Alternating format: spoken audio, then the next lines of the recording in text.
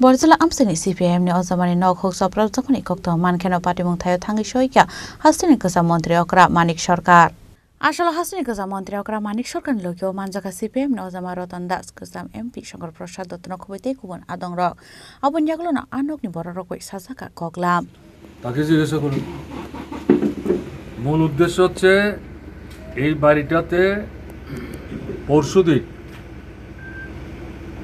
এই এলাকার খ্যাতমজুর ইউনিয়নের আঞ্চলিক সম্মেলন ছিল। এই সম্মেলনে প্রায় 70 জনের মতো প্রতিনিধি এসছে এলাকারই সব।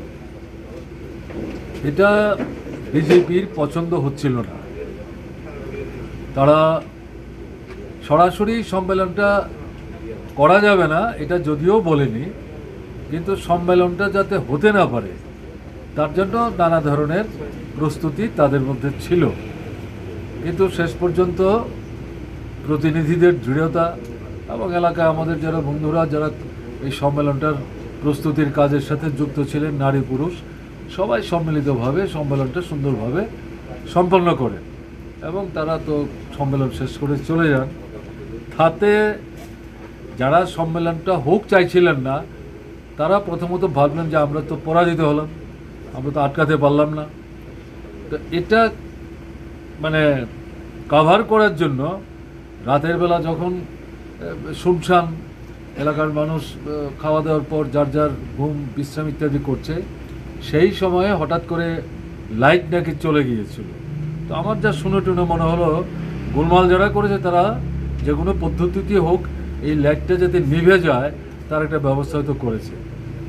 সেই সময়ে সে বাড়িতে ঢুকেনি, ওই বাইরের যে বাউন্ডারির যে ইয়েটা এগুলি ভাঙচুর করে তারপরে তারা সবাই বেরোয়, বাড়ির লোকরাও যেমন বেরোয়। সবচেয়ে উল্লেখযোগ্য ঘটনা হচ্ছে আশেপাশে যারাই শুনতে পেয়েছে নারী পুরুষ নির্বিশেষে সবাই বেরিয়ে ছুটে আসে, আর তার পরিবারের লোক সংখ্যা তো একেবারে কম না, কিন্তু এরপরে কাউকে তারা এখানে দেখেনি, কাউকে পায়নি। তো এটা শোনার পর মনে হয়েছে না বাড়িটা আক্রান্ত হয়েছে, একটা সম্মেলন করার জন্য বাড়িটাকে ছেড়ে দিয়েছে এবং এই সাহায্য করার জন্য সে আক্রান্ত হলো। তো আমাদের যাওয়া তো নৈতিক দায়িত্ব, সেদিক থেকে আমরা এসছি আর কি।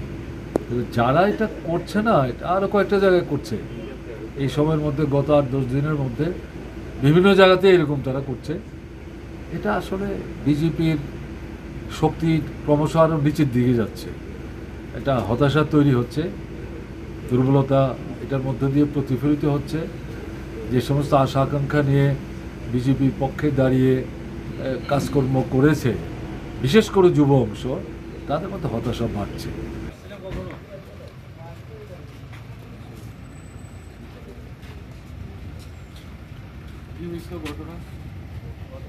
ব্যুরো রিপোর্ট চিনি খরাং।